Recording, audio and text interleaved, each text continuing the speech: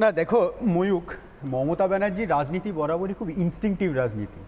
মানে হার্দিক পান্ডিয়া যেরকম যে সময় টিটস এন্ড বিটস প্লেয়ার, মমতা ব্যানার্জির রাজনীতিটাই সেরকম। কারণ তৃণমূলে তো রামনবমীর এই ছুটিটা নিয়ে আলোচনা হচ্ছে, সেখানে রাজনীতি কোথা থেকে এলো? আমি বলছি আউট এন্ড আউট ধর্ম। অবশ্যই তার মানে রাজনীতি মমতা বন্দ্যোপাধ্যায় অবশ্যই রাজনীতি করছেন, এটা নিয়ে বলার কোনো দ্বিমত নেই যে এটা অবশ্যই রাজনীতি করছেন। এবার রাজনীতি এই কারণেই করছেন কারণ তিনি বুঝেছেন যে গত 10 বছর ধরে তারই বর্ণিত দুধেল গাইদের দিয়ে এইখানে একটা একাংশের মানুষের মনে যে ক্ষোভ তৈরি করেছেন, সেই ক্ষোভটা বেসিক্যালি এখন প্রশমিত করার চেষ্টা করছেন।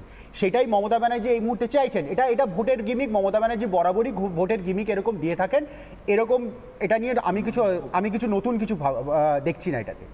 প্রশ্নটা হচ্ছে যে মহিলা শ্রীরাম শুনলে, জয় শ্রীরাম শুনলে তার ডেরোগেটরি মনে হয়, সেটা মনে হয় তার ডিগনিটির বিরোধী, সেই মহিলাই কিন্তু তারপরে যখন এই মহিলাই যখন রামনবমীর শ্রীরাম প্রাণ প্রতিষ্ঠার দিন যখন অপমান করেছেন, যখন পরিষ্কারভাবে ছুটি দেননি, আজকে রামনবমী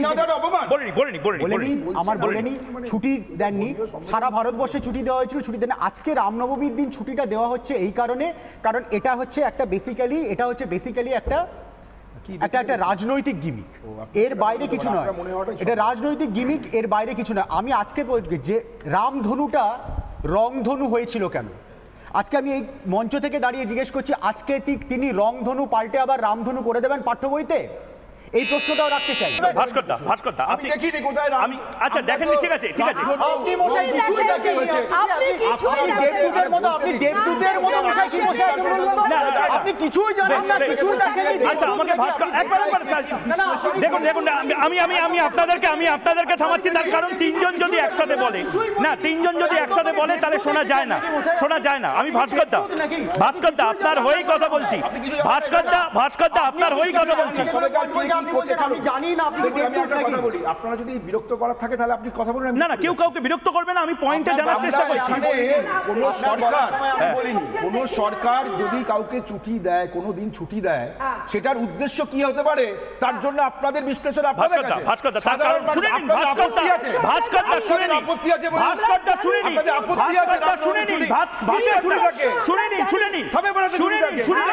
সবকিছুতে ছুটি দিন, তাতে আপনি ছুটি দিলে কেন কথাটা বলছি ভাস্করদা শুনে নিন, পয়েন্টটা শুনে নিন। কারণ অনেকদিন হয়েছে তো, এরপরে রাম নিয়ে আপনারও হয়তো জয় শ্রীরাম বলতে ইচ্ছা করবে। পয়েন্টটা হচ্ছে ভাস্করদা কেন এই ডিবেটটার প্রয়োজন হলো? রামনবমী 2023 সালে ডালখোলা এবং হাওড়াতে যে কাণ্ডটা ঘটানো হয়েছিল, যাদের ইসলামপুরে যাদের মাথা ফেটেছিল, তারপর এই রাজ্যে এনআইএ এসেছে, এই রাজ্যে এনআইএ তদন্ত করেছে, 16 জনকে অ্যারেস্ট করেছে। তারপরে আপনি এবছর ছুটিটা ঘোষণা করছেন, মানে আপনি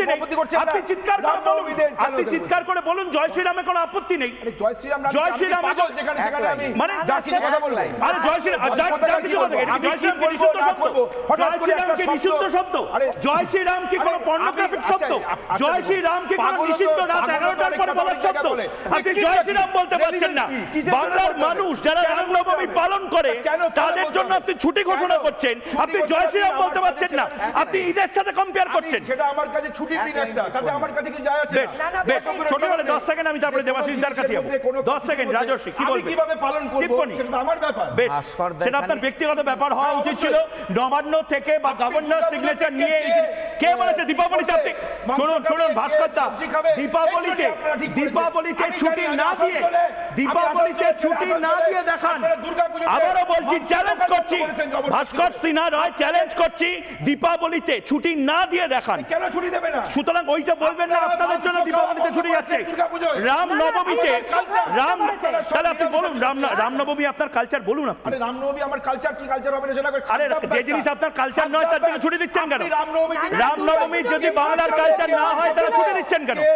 রামনবমী যদি বাংলার সংস্কৃতি না হয় তাহলে ছুটি দিচ্ছেন কেন?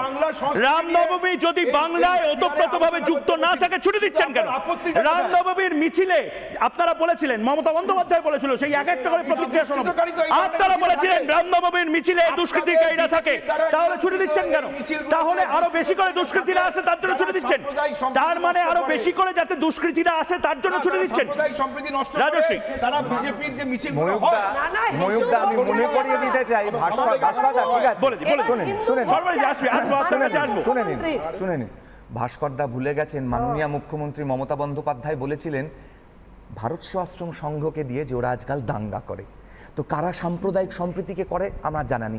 আমি ভাস্করদাকে শুধু এইটুকু স্মরণ করে যে ব্রিটিশ আমলে রামনবমীতে ছুটি দেওয়া হতো এবং ঢাকা শহরে যে সশস্ত্র মিছিল হতো সেই মিছিল বন্ধ করিয়ে দিয়েছিল ব্রিটিশ সরকার। বলে দিচ্ছি, হ্যাঁ, তো সেটা অবিভাজিত বঙ্গপ্রদেশের অংশই ছিল। আমি শুধু একটা কথা বলে দিই, ভাস্করদা আজকে এখানে ঈদের কথা বলছেন, আমরা মাননীয় মুখ্যমন্ত্রী মমতা বন্দ্যোপাধ্যায়, আমি বলতে শুনুন না ভাস্করদা, একটু শুনুন না, উনি ঈদের কথা বললেন তো, দেখবেন মাননীয় মুখ্যমন্ত্রী মমতা বন্দ্যোপাধ্যায় ঈদের সময় বক্তব্য রাখেন হিন্দি ভাষায়। বাংলাভাষী সংখ্যালঘু সম্প্রদায় আছে, না উর্দুভাষী হিন্দি বলছে।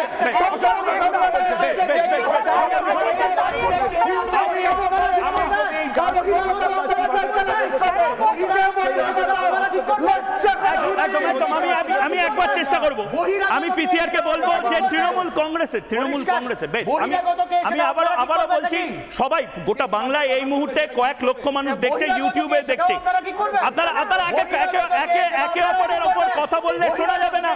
সুমন্ত্র, একে অপরের ওপরে কথা বললে তুমি যতই আবেগপ্রবণ হও, আগ্রাসী হও, তোমার কথা শোনা যাবে না। আচ্ছা, ভাস্কর বাবু, বেশ, ধর্মান্ধ তো, বেশ, তাহলে এরা কারা? এদেরকে গ্রেপ্তার করা উচিত। একবার শুনে নি বক্তব্যগুলো। যে কি এই প্রাণ প্রতিষ্ঠা করছে, এটা একটা অদ্ভুত ব্যাপার। তাকে একটা মন্দির নির্মাণ করে সেটাকে রাজনীতির মধ্যে ঢুকিয়ে দেওয়া, বিজেপির হাতে তো এছাড়া কিছু নেই, কারণ সে কোনো ডেভেলপমেন্ট দেয়নি সারা ভারতবর্ষ জুড়ে। রাজনীতির জায়গায় সমাজনীতি বা ধর্ম তার আলাদা জায়গায়, ধর্মকে ব্যবহার করে রাজনৈতিক ফায়দা লোটার যে চেষ্টা কেন্দ্রীয় সরকার করছেন এবং অশুভ সময়ে অসমাপ্ত দেবস্থানে ওখানে রামলালাকে প্রতিষ্ঠা করার চেষ্টা করছেন, সেটা অধার্মিক। বলেছে রামকে বাড়ি দিচ্ছে, এত ক্ষমতা আমরা রামকে বাড়ি দিতে পারছি? মানে রাম বোধহয় বিপিএল, তাই না? আমরা বিপিএল এর কার্ডে বাড়ি দিচ্ছি, রামকেও আমরা বিপিএল এর কার্ডে বাড়ি দিচ্ছি। মন্দির বানান, তাতে অসুবিধা নেই, কিন্তু যুবকরা বুঝতে পারছে যে এতগুলো মন্দির হচ্ছে নিশ্চয়ই আমাদের পাটি ধরে মন্দিরের সিঁড়িতে বসতে হবে, সেই জন্যই তৈরি হচ্ছে। কারণ চাকরি নেই, তো পড়াশোনা নেই, কি আছে, শিক্ষা নেই। কোথাও না কোথাও মন্দির হচ্ছে, মসজিদ হচ্ছে, গির্জা হচ্ছে, গুরুদ্বার হচ্ছে, রোজ ছুটি হবে।